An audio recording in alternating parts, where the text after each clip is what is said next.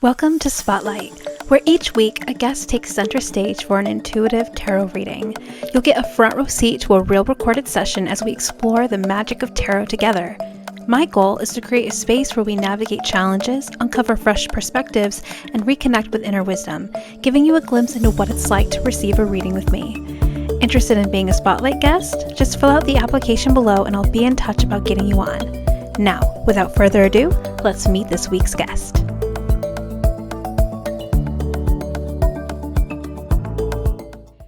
Thank you so much for joining me for another episode of Spirit Journey Collective. But this is a special series called Spotlight, where I bring guests on to receive an intuitive tarot reading live. Well, not live, but recorded. And I have a really dear friend of mine named Katie. She's here to join me today. Thank you for being here today, Katie.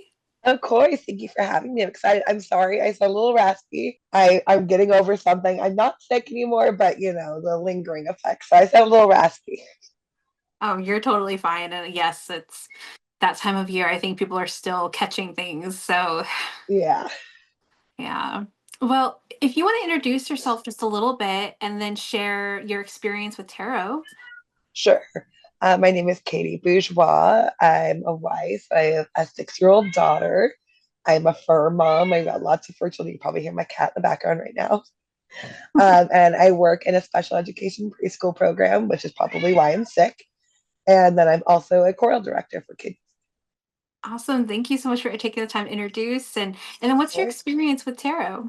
So I've had tarot readings before in the past, and they've always been pretty creepily accurate.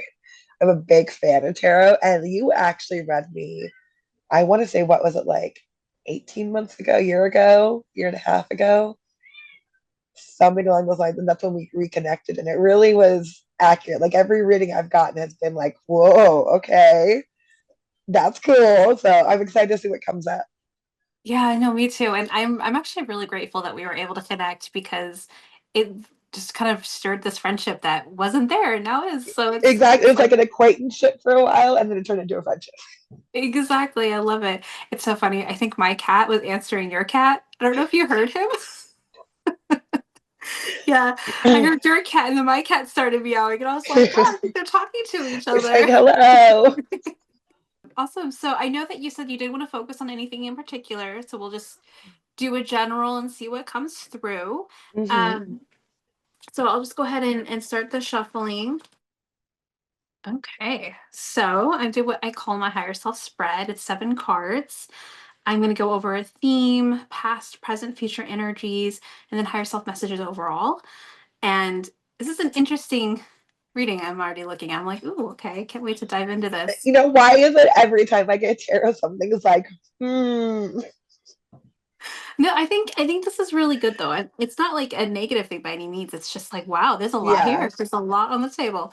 So I'm going to go ahead and start with the theme. And by the way, and I say this all the time to other guests, the way that I read, I just start talking and things just start coming out of my mouth. And what happens is sometimes I don't want you to feel like you can't comment. So if okay, you want to comment on something or if you have a question, like don't be afraid to interrupt me. It will not mess up anything. It'll just kind okay, of slow me down so I can, focus on that.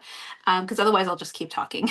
okay. So don't be afraid to interrupt or comment on it if you want to. So your theme is the Queen of Wands reversed. I really love this card and I love that this one came up for you. So the Queen of Wands upright. I'm going to start sharing the card upright so then I can kind of bring it around so I can explain the reverse version. But the Queen of Wands upright, she knows who she is. She knows her superpower and her gifts. She knows who belongs in her life and who doesn't. So she has boundaries, she's confident, she's a leader, but she's very much rooted in her magic and like what she brings to the table. So when it shows up reverse, it's almost like it's showing you like you know who you are, you know what you bring to the table, but you're still second guessing yourself. That's the flip side is it's like you're not fully honoring or seeing that within you. So maybe you see glimpses of it, but then when it's there, you're like, oh, but maybe not, or it's just me, and kind of downplaying and not fully stepping into your power. And so the theme is like letting you know like everything that you already want in yourself is there. It's in, and I know, and especially with it being reversed, I feel like you've seen glimpses of that version of you, And then when you've had a chance to like really own it, you shy away and you're like, I don't know if I can Mm, fully step into this. yes. Okay. That's accurate as hell. So that's our theme. That's our starting point. Okay. Looking at your recent past, I have and this is probably speaking to part of that inner war around you stepping into your power. This is coming from your more recent past. This is the Queen of Swords reversed. I like to call my Queen of Swords my boundary card. So it's all about learning how to set boundaries. And when it's reversed, it's usually speaking to not having boundaries. And so this is in your past. I do feel like, you know, especially with some of the things here, and of course I know you a little bit too, but this is something that you've worked on. You've come a long way with the boundaries, but there was a point in time where you were very boundaryless. And not only that, I feel like part of the version of you that played small is why you struggle with stepping into your power, because there was that part of you that played small for so long that when you have the chance to just own it, you're like, wait, can I do that? Am I allowed? And Right. so part of part of that journey and stepping into your power is kind of going backwards. I feel like it's letting you know, like, the place where you felt like you couldn't speak up or you couldn't set boundaries or you let people tell you what you were, who you were, instead of being who you are. I feel like that's kind of where you're going to find a lot of the answers on how to start owning who you are now and who you want to be and who you already, it's this version of you is there. It's just about embodying her, right? Right. And so presently that brings us to the awakening card. In Ooh. normal tarot, this is called the judgment card, but my deck has some weird names. And this one's reversed, so Why are they all reversed? it's okay. Reversed is fine. They're not all reversed. You have some uprights, I promise. There are a few. Reversed doesn't always mean bad. Actually, let me rephrase that. Reversed isn't bad. It represents a couple of things depending on the reading. Sometimes it's a resistance, which just means that you're holding yourself back from something, right? Or it could speak to awareness and knowing what you need to do with it. And so with the awakening card, I feel like that it's more the awareness than the resistance with this one.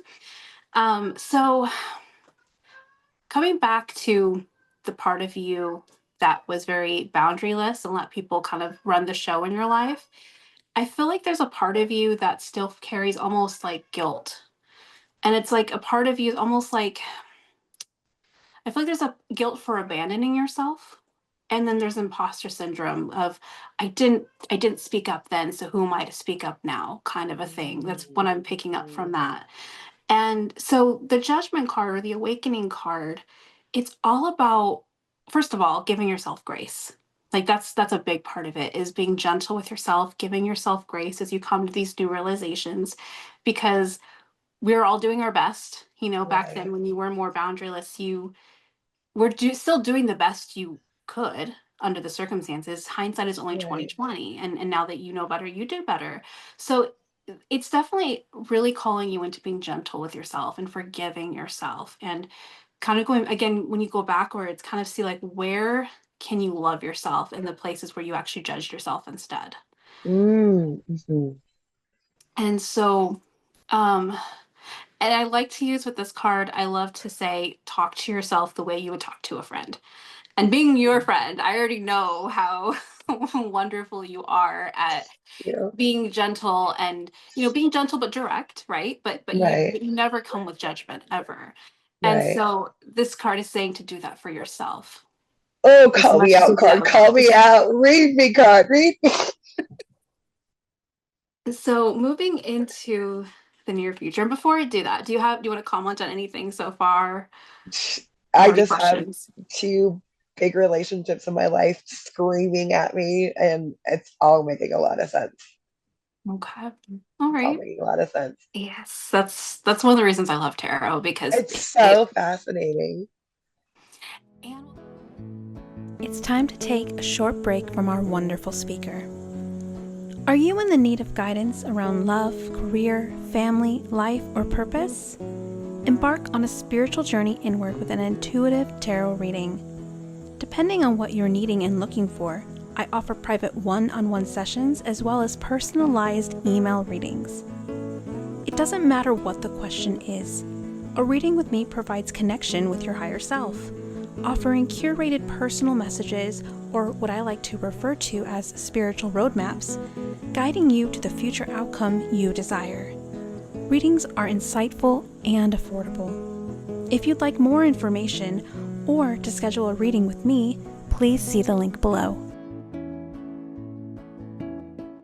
All right, so moving into the near future, I always pull two cards. The near future card is the Four of Cups, and Okay. then the higher self message to the near future is the Knight of Pentacles reversed. So starting with the Four of Cups, I feel like this is speaking to the boundaryless card that's in the past. So that does lead me to believe that there might be some struggles presently with setting boundaries where you Hmm. know you need to, and you've learned you need to, but there's still a part of you that's unsure how to do it. Hmm. So with the Four of Cups here, the thing about the Four of Cups, it's literally saying you need to emotionally step away. It's like someone's handing you a cup of something that could be toxic or overwhelming or too much, and you're at the point now where you're like, I cannot take another drink. I really need to set that down for a minute because right now I'm feeling, oh my God, I can't do it. I just need to have some space to recuperate is really what it's about. It's about kind of separating yourself. So there's boundaries from like there's different kinds of boundaries. This is specifically speaking to emotional boundaries. So maybe watching how you're being a support for someone. Maybe it's just waiting too much and you need to kind of separate or detach a little bit. But you Hmm. are, at this point where the overwhelm is getting a bit much.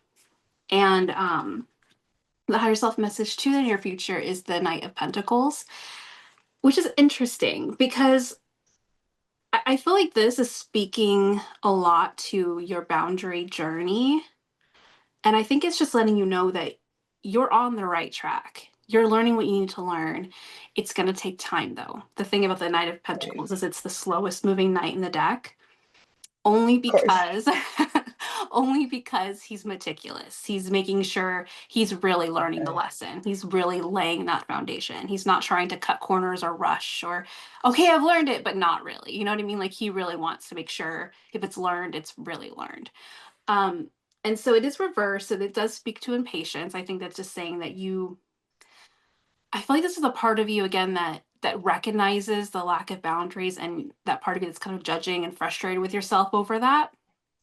And the Knight of Pentacles is just saying you're on a journey to learn. So understand it's going to take time. It's not going to happen overnight. You're laying that foundation.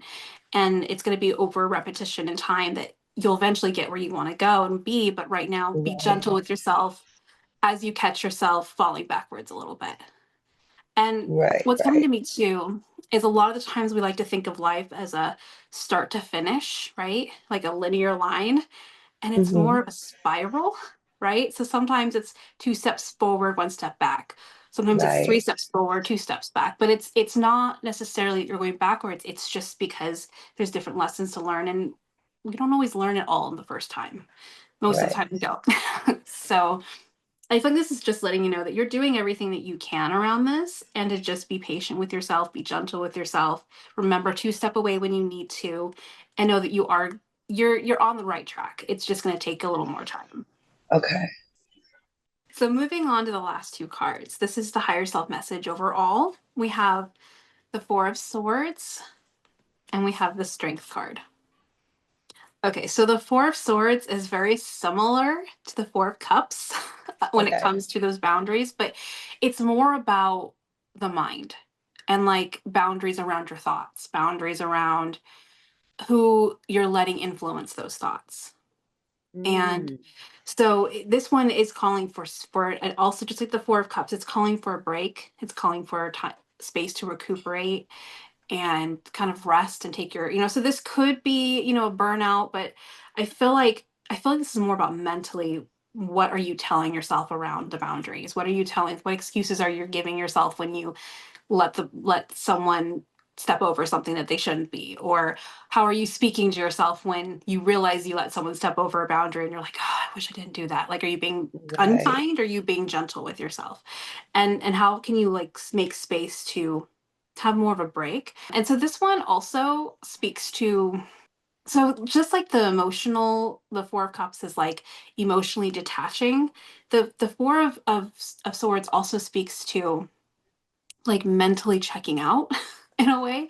So it could even be that you're overthinking about this person or this relationship or this thing. So it could even be that it's kind of on like the ruminating track where it's like over and over and over and you're like, oh, this is exhausting. I can't stop thinking about it.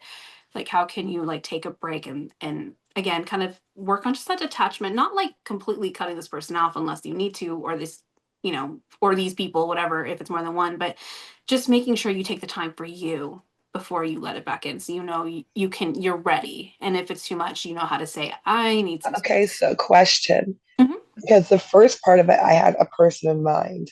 And now when you're talking about that, actually another person comes into mind that I wasn't even thinking about.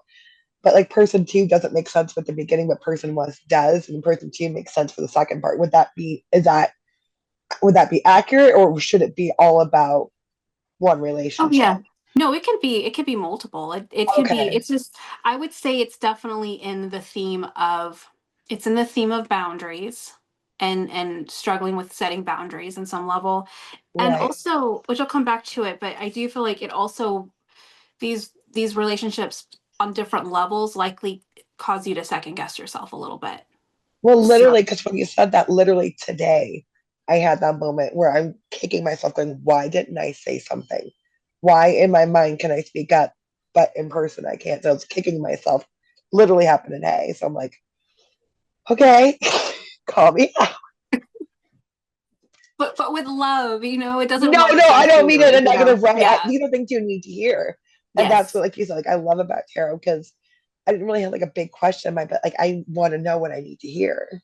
Yeah. Yeah, it's definitely so there's this huge invitation to kind of between both wars, the cups and the swords. It's saying, emotionally detaching and mentally detaching so you can, recuperate and take care of you. And then the final card is the strength card. And I feel like this is definitely almost echoing the Knight of Pentacles, which is saying it's going to take time, with the strength card, it's encouraging you to keep going. It's saying you may not know what the next best step is, but it's better to be moving forward than not moving at all. I'm not feeling resistance around that strength card, so I feel like you are already kind of harnessing your inner strength around it, and you're already like, okay, just gotta get through this. I just gotta make sure I work through it. I'm Right, not feeling like you're afraid to make the wrong move yet, but sometimes with the strength card, you can get to this space where you're like, what do I do? And I don't want to make the wrong move, so you right, don't move. And so this is just encouraging you keep going. It's somewhat like a leap, like a walk of faith card, a little bit, not quite the same, but it is saying you have what it takes. You have that inner courage to keep moving forward. And so, yeah, overall, I feel like the theme is around boundaries. It's around you learning how to embody yourself, especially around certain people, and being able to be fully you without feeling like you have to be someone you're not. And then knowing your strengths and not downplaying them around certain people. But ultimately, I feel like it's really just about learning how to take care of you, set boundaries, and then be gentle with yourself because boundary work takes time. right. That makes a lot of sense. Yeah. Well, I'm glad I didn't have a specific question because I didn't really know what I needed to hear, and I didn't really. I needed to hear that for sure. I needed to hear that. I loved how you said too how this was like not just resonant, but it literally happened today. And Literally, like 2 hours ago, 2.5 hours ago. yeah, I love that because it just goes to show because I don't like to focus a lot on the future. I think the future is it's good to kind of know where you're headed, but I feel Right, like that's not as helpful as knowing what to work through in the now. And I cannot tell you how many times tarot will meet you where you are and will right. literally be either the situation you've been dealing with for maybe the last couple of weeks or month or whatever, but it's like really, really relevant to now, or it's literally just happened. And I hear that all the time. So Crazy. I'm really glad that it did resonate in that way. Do you have any questions about what did come through? Anything you want to look more into? No, I don't think so. Everything's really clear. I just do have to comment that I'm so happy the tower didn't get pulled because for the longest time, I kept getting the tower pulled whenever I would get a tarot reading. And I remember like our first meeting together, the tower got pulled. And I was like, oh my God, she's going to think I'm crazy. But now every time I do tarot, I'm like, please don't pull the tower. Please don't pull the tower. Oh my So gosh. I'm happy to see that the tower didn't get pulled because that proves that what I think that I am in a much better place. Yeah, no, absolutely. That's so funny. I didn't remember that. I did.